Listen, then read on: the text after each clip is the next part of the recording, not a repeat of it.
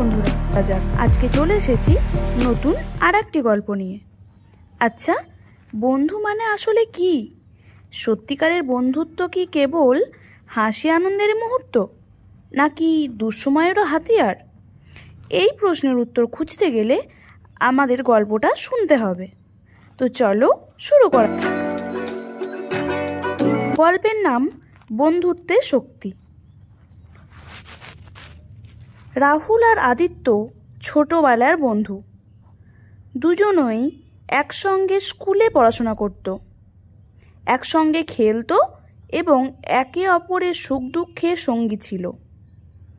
তাদের বন্ধুত্ব এতটাই গভীর ছিল যে সবাই তাদের নিয়ে উদাহরণ দিত।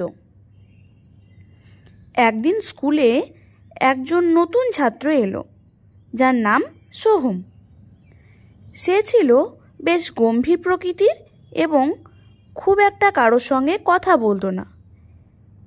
প্রথম দিকে কেউই তার সঙ্গে বন্ধুত্ব করতে আগ্রহী ছিল না, কিন্তু রাহুল আর আদিত্য বুঝতে পারল সোহমের মন খারাপ, হয়তো নতুন পরিবেশের সঙ্গে মানিয়ে নিতে পারছে না। তাই তারা এগিয়ে গিয়ে সোহমের সঙ্গে আলাপ করল। ধীরে ধীরে তাদের বন্ধুত্ব গভীর হতে শুরু করলো।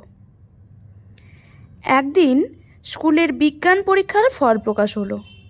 রাহুল ও আদিত্য ভালো নাম্বার পেলেও সোহমের নাম্বার খুবই কম এলো। সে ভালো রেজাল্ট করতে পারল না। সে খুব হতাশ হয়ে পড়ল। তখন রাহুল ও আদিত্য তাকে বলল, বন্ধু, নম্বর সব কিছু নয়, আমরা তোমাকে সাহায্য করব। তুমি চাইলে আমরা একসঙ্গে পড়াশোনা করতে পারি। সোহম প্রথমে লজ্জা পেলেও পরে তাদের প্রস্তাবে রাজি হলো। এরপর থেকে তারা প্রতিদিন স্কুলের পরে একসঙ্গে পড়াশোনা করত। ধীরে ধীরে সোহমের পারফরমেন্স উন্নতি করতে লাগলো এবং পরবর্তী পরীক্ষায় সে ভালো নম্বর পেল।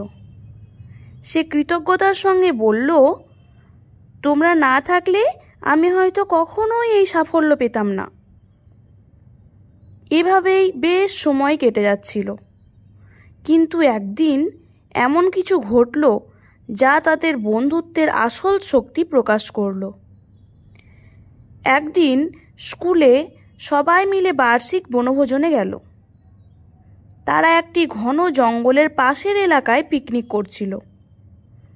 সবাই আনন্দে মেতেছিল, কিন্তু হঠাৎ সোহম একা একা হাঁটতে গিয়ে পথ হারিয়ে ফেলল। সে গভীর জঙ্গলের মধ্যে হারিয়ে গেল। রাহুল ও আদিত্য বুঝতে পারল সোহম অনেকক্ষণ ধরে নেই। তাই তারা শিক্ষককে জানিয়ে তাকে খুঁজতে বের হলো। অনেক খোঁজাখুঁজির পর তারা গভীর জঙ্গলের মধ্যে সোহমকে দেখতে পেল। সোহম তখন ভয়ে কুঁকড়ে একটা জায়গায় বসেছিল। সোহমের পায়ে কাঁটা লেগেছিল এবং সে হাঁটতেও পারছিল না। রাহুল ও আদিত্য দেরি না করে তাকে ধরে কাঁধে তুলে নিল এবং সতর্কতার সঙ্গে বাইরে নিয়ে এলো। যখন তারা ফিরে এলো, সবাই তাদের সাহসিকতার প্রশংসা করল, কিন্তু রাহুল হাসতে হাসতে বলল, বন্ধুত্ব মানে শুধু সুখের দিনে পাশে থাকা নয়, দুঃসময়ে হাত বাড়িয়ে দেওয়া।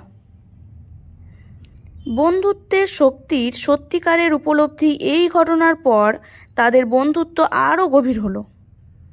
তারা বুঝতে পারল বন্ধুত্ব কেবল একসঙ্গে আনন্দ করা নয়, বরং বিপদের সময় একে অপরের পাশে দাঁড়ানোই আসল বন্ধুত্ব।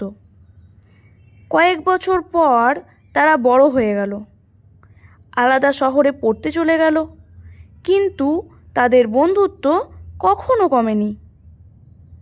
দূরে থাকলেও যখনই কেউ সমস্যায় পড়ত, অন্যজন সব সময় ছুটে আসতো সব কিছু ছেড়ে দিয়ে। সোহম একদিন আবেগপ্লুত হয়ে বলেই ফেলল, বন্ধুত্ব যদি সত্যিকারের হয় তবে সময় ও দূরত্ব কখনো তাকে দুর্বল করতে পারে না। নৈতিক শিক্ষা। সত্যিকারের বন্ধুত্বের অর্থ শুধু ভালো সময়ে একসঙ্গে থাকা নয়, দুঃসময়ে একে অপরের পাশে থাকা। বন্ধুত্ব যদি স্বার্থহীন হয় তবে তা জীবনের সবচেয়ে মূল্যবান সম্পর্ক হয়ে ওঠে।